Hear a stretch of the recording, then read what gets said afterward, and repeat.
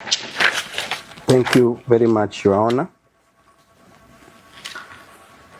Your Honor, to reiterate on what my learned counsel has talked about, that the accused persons were arrested on the 24th day of June, and they are being presented before you on the 26th day of June, which is infringing on the rights of the accused persons, because, Your Honor, Article 49 of the Kenyan Constitution states clearly the rights of an arrested person, that an arrested person must be produced before a competent court of law within 24 hours, and further, that arrested person has a right to bail or bond. And Your Honor, you see the two accused persons having been arrested from 24th, they were denied even a police bond, knowing very well that they are persons who are known, well known in this country. And therefore, Your Honor, we are being told by the investigating officer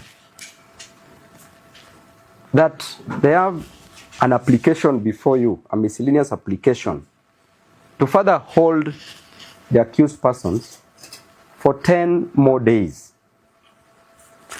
Your Honor, it's like we are doing things in a very opposite way, because the right way to do things according to the rules of natural justice is to investigate an offense or a crime and then make an arrest.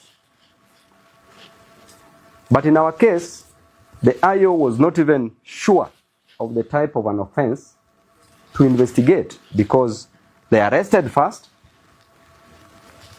then they come before you, Your Honor, with very flimsy reasons. They are on a fishing expedition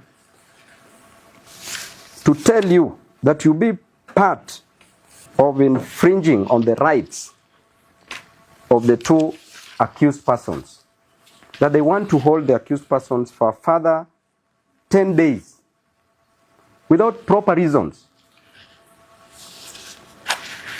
And that the first reason they are telling you is that they want to subject the exhibit, which are the phones, to forensic analysis.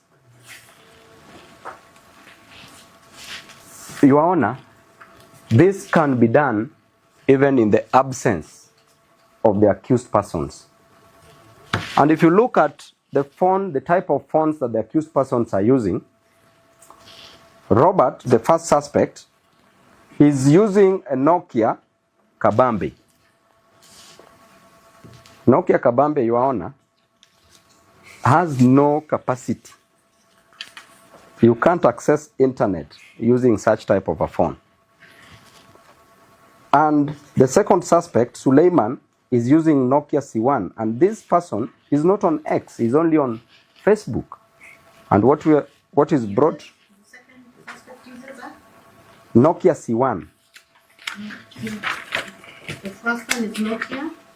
Nokia Kabambe. And then the second? It's Nokia C1.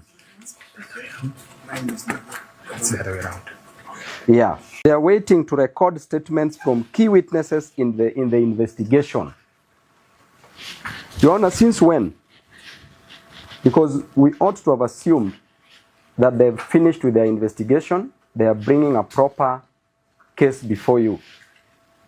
And they want the suspects to be present when they are recording statements from key witnesses. And Your Honor, the same IO, investigating officer, said very well that these two suspects are capable of interfering with the witnesses. And the witnesses that we always have in such cases, Your Honor, are always police officers. So we ask ourselves, Your Honor, that the other day, there's a suspect who was arrested in a police cell, Albert Ojwang. was arrested, put in a police cell, and is alleged that he was killed by a police officer. And therefore, Your Honor, if we leave these two suspects in the hands of the police officers, they are dangerous people, because they are supposed to protect life and property, and it is alleged that they took life and property. They took life, sorry, and also property, because some property of the arrested person were missing. So therefore, Your Honor, this is a police officer. These are police officers who are armed. You are being told, Your Honor, and the state is wasting the court's resources by us sitting here a whole day. You're being told that these two gentlemen can interfere with police officers who are custodians of guns. And even if they were capable, which they are not, we have witness protection that can take care of this. And they are not proving the compelling reasons why the suspect should be held for a further 10 days. And Judge Ibrahim, as he was then called, in a case of the Republic versus Danson Ngunya and another, in 2010, described a right to bail as an inalienable right by holding that for you to prove compelling reasons, you must show that there is exceptional circumstance. In the case of the two suspects, there is none. Or unusual. This is a very usual case, which to some point was also declared unconstitutional, depending on how they will prove their case. And ordinary circumstances. And extraordinary circumstances, sorry, which is strong, rousing interest, attention, conviction. None of this, Your Honor, is watertight to justify the two suspects being held by the police officers. Another reason, Your Honor, we are being told about antecedents. That the two suspects were arrested before, that they are habitual offenders.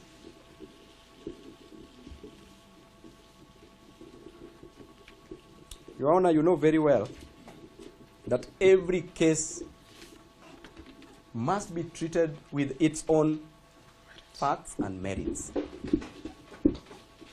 And even if they were convicted, which they were not, in the previous offenses, which they don't have, they've never been arrested,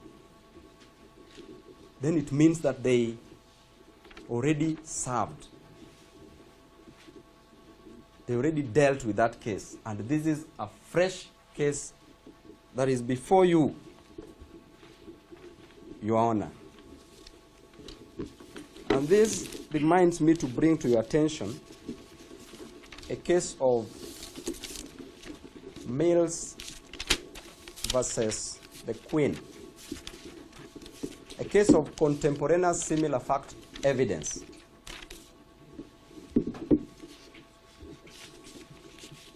That Mills used to commit an offense, used to murder children in a bathtub and bury them around the house.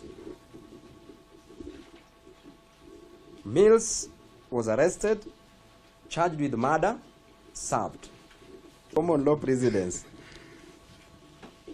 So, Your Honor, to drive my point home, there's a time that somebody else killed in a similar way, but the authority went for Mills, arrested Mills, charged with murder, was convicted. But on appeal, it was found that it is not males who killed,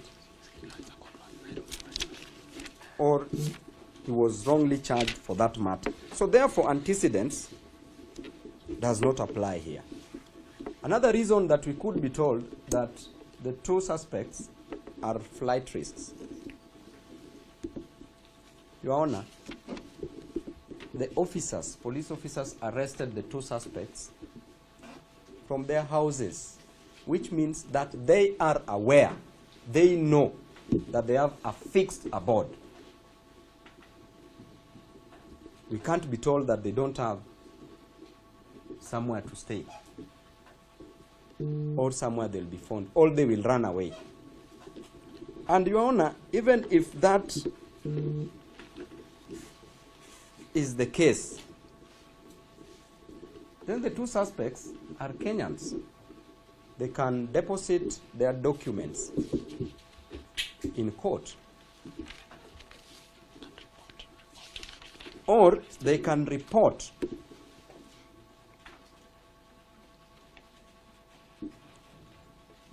to the nearest police station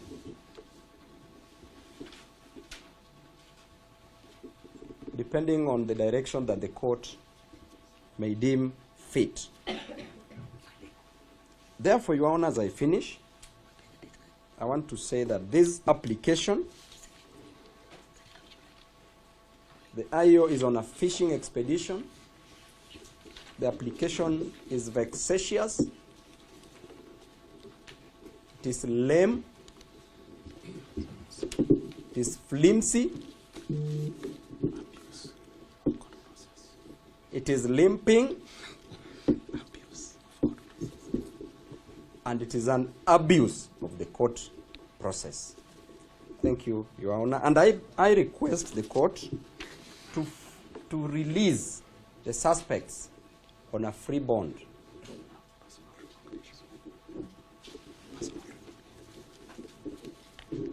Thank you. This is the ruling of the court. Now, this court, on the onset of reading the application and hearing counsels for the suspects and the defense, deems that this matter has key issues to be addressed. Now, these are the following orders that the court has made. That the suspects, having interrogated both suspects, be put at Capitol Hill Police Station today, and I'll deliver a ruling tomorrow, the 27th day of June, 2025. These are the orders of the court. Okay? So I would want to assure and I pray that you will be safe until tomorrow. I take judicial notice of the sentiments by the counsels, and I will give a ruling tomorrow, the 27th day of June 2025. Interim, in case you need any medication, that should be accorded to you. It is a right, it's a human right issue. And then you come here tomorrow, the 27th day of June 2025. Okay, I'll give a ruling then.